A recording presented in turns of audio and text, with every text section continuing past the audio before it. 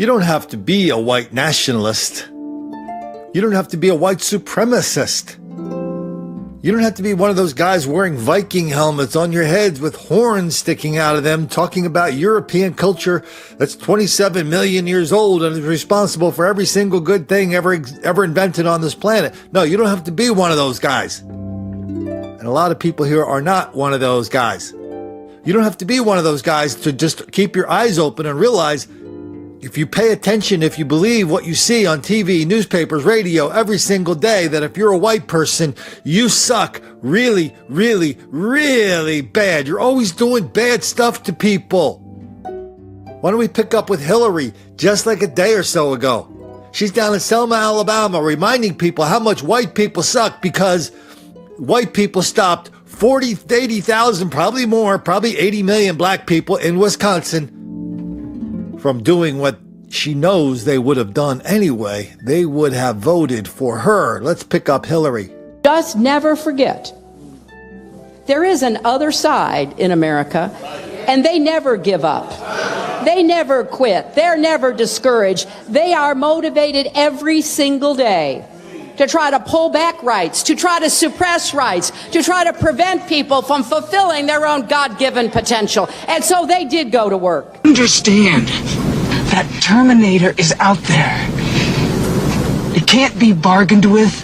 It can't be reasoned with. It doesn't feel pity or remorse or fear. And it absolutely will not stop, ever, until you are dead. And when they went to work, they found a receptive Supreme Court who came up with the most absurd decision. There are a lot of absurd decisions, but this is, in many ways, the most absurd. The Congress is supposed to legislate based on evidence and facts, which we did, and then it gets up to the Supreme Court, and they say, you don't need that anymore. We don't need that voting rights stuff. You don't have to hold states and municipalities accountable. We're beyond all that now. What nonsense. Absolute absurd nonsense. And what was the result? They gutted the Voting Rights Act. I was the first person who ran for president without the protection of the Voting Rights Act, and I will tell you it makes a really big difference. And it doesn't just make a difference in Alabama and Georgia. It made a difference in Wisconsin, where the best studies that have been done said somewhere between 40 and 80,000 people were turned away from the polls because of the color of their skin, because of their age, because of whatever excuse could be made up to stop a fellow American citizen from voting. And so all we ask in these stories, right, is for some reporter to say, okay, Hillary, we got 40 to 80,000 black people wandering the wilderness of Wisconsin, looking for a place to vote, being turned away. And there's about 8 million reporters in Wisconsin on election day, and not one person showed up on television. During your little fairy tale speech, you didn't bring one person in, let alone 80,000, to say, yeah, I walked into that voting booth in Milwaukee. Yeah, and I know in Milwaukee there's a lot of black people, and the people manning the polls are black, and all the poll watchers are black, and the judges are black, and the cops are black. But I walked in there, and there was some white Republican going, oh, no, you're black. You can't vote in this election. Sorry. That's the way it rolls. Well, we'll take your word for it. Why not? White people suck. Everybody knows that. You don't have to prove that anymore. 2 + 2 = 4. White people suck. QED. But of course, it's not just politics now. I mean, white people suck along a whole range of opportunities. I guess there's a movie coming out this week called Captain Marvel. The chick, and it's a Marvel movie, and so everybody's trying to pretend this is like the first movie in the history of the world that ever actually had a woman in it. I mean, that's what you do in these marketing things, right? You go tell people, hey, we've never had a woman in a movie before. That's what makes this one special. Anyway, the person who's going to be the star of this movie, Brie Larson, she was giving a speech, I think last year, and the speech is now getting some attention since she apparently is going to be a big star this weekend if her movie doesn't blow up. She was talking about white movie critics and how badly they served the public when they talked about this masterpiece, this cinematic once-in-a-lifetime event called A Wrinkle in Time. Let's hear what Brie Larson had to say about that. Talk about something that's really important to me. I'd like to bring to light an aspect of our industry that has risen to the surface in the last week. It's an issue that's been bubbling since really the whole time, but this issue has a solution that each one of us in this room can participate in. So earlier this week, USC Annenberg's Inclusive Initiative released findings that 67% of the top critics reviewing the 100 highest grossing movies in 2017 were white males. Less than a quarter were white women, and less than 10% were unrepresented men. Only 2.5% of those top critics were women of color. So you're probably thinking right now, wow, that super doesn't represent the country that I live in, and that's because that's true. This is a huge disconnect from the US population breakdown of 30% white men, 30% white women, 20% men of color, and 20% women of color. Is that if you make a movie that is a love letter to women of color, there is an insanely low chance a woman of color will have the chance to see your movie and review your movie.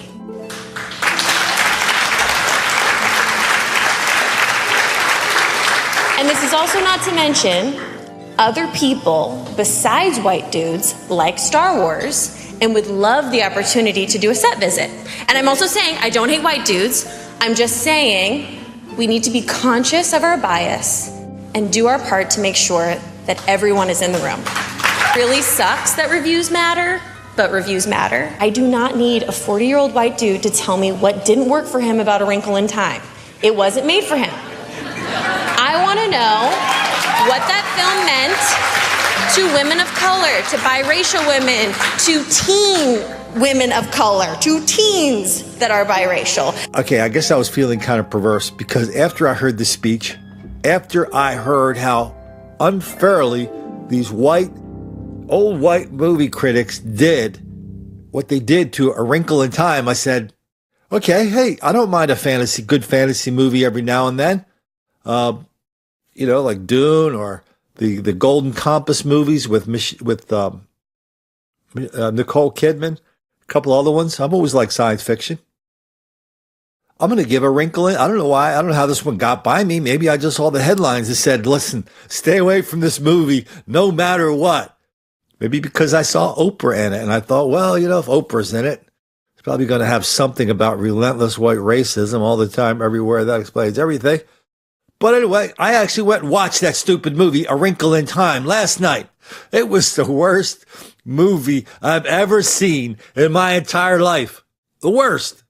And I'm not allowed to have that opinion or express that opinion because I can't see the world through the lens of a 12-year-old female of color. That was a huge movie. It cost like $125 million to make. That means in order to turn a profit, that movie, the box office returns had to be $400 million. That means it had to be huge. Oh, yeah. And one of the reasons you don't hear much about A Wrinkle in Time blowing up, it was a total dud. Nobody liked it. Not even tiny little girls of color. Because it was directed by a black woman. Oh, this was the first movie directed by a black woman to exceed $100 million at the box office.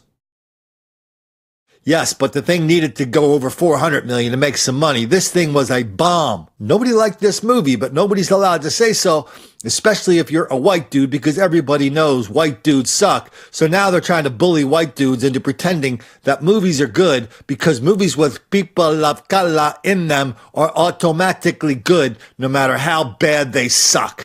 Kind of been waiting for this day. I've been waiting for the day where, the white movie critics, they're the most liberal bunch of all. So they're the ones out there trumpeting all this racial consciousness. They're the ones trumpeting, well, this movie's made by a person of color, so it's got to be good. They're the ones talking about Wakanda. Oh, this is the first movie ever with a black person in it in the history of the world. Let's make sure we really, really tell people how great it is. They're the ones who created Wakanda. Okay? But I mean, at some point, everybody's going to turn around and devour those people, right? Because all of a sudden, the people of color and the women are going to turn around if they're not 100% correct. I mean, and hoist them by their own petard. They're going to burn them with their own standards. And that's what happened in this another cinematic masterpiece called Ocean's 8. Nobody liked it. Nobody went to see it. Everybody thought the movie sucked.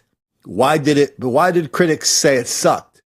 Why did viewers say it sucked? Well, one reason only, because white men didn't understand the brilliance of all these women. And why do white men have to be the one who review these movies?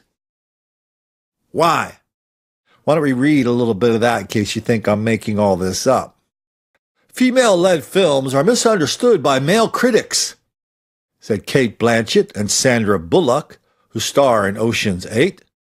The film is a spin-off of the Naughty's Ocean 11 trilogy, where all 8 leads are played by women. Male critics have given the film lukewarm reviews so far, The Guardian's review noting the film's lifeless direction, and Variety saying the film series now, quote, doesn't summon the rush of delighted surprise it once did.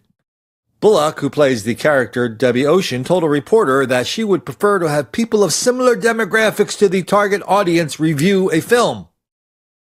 It would be nice if the reviewers reflected who the film is for, like children should review children's films, not a 60-year-old man, she told a reporter. I guess his opinion would be kind of skewed. She added that she would like there to be, quote, a balancing out of pool of critics so that it reflects the world we are in, like we are trying to reflect the world that I live in and my friends live in.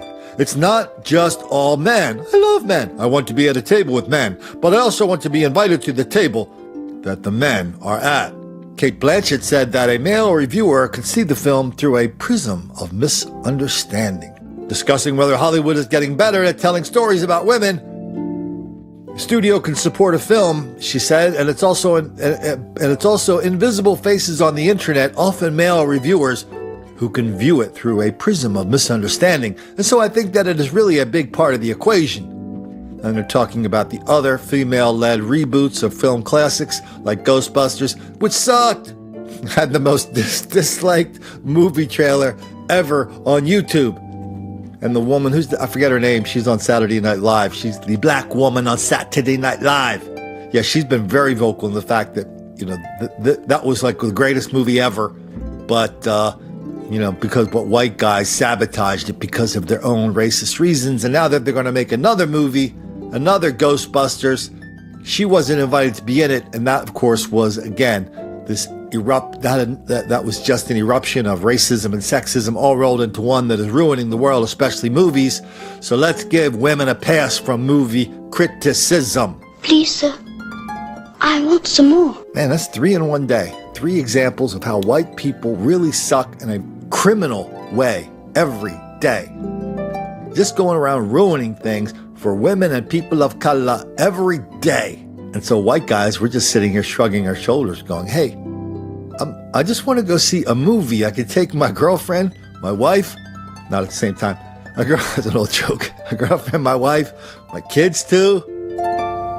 I just want to see something we can enjoy. And if it sucks, don't come blame me because you made a lousy movie, okay? Capiche? Even if that makes the black kids angry.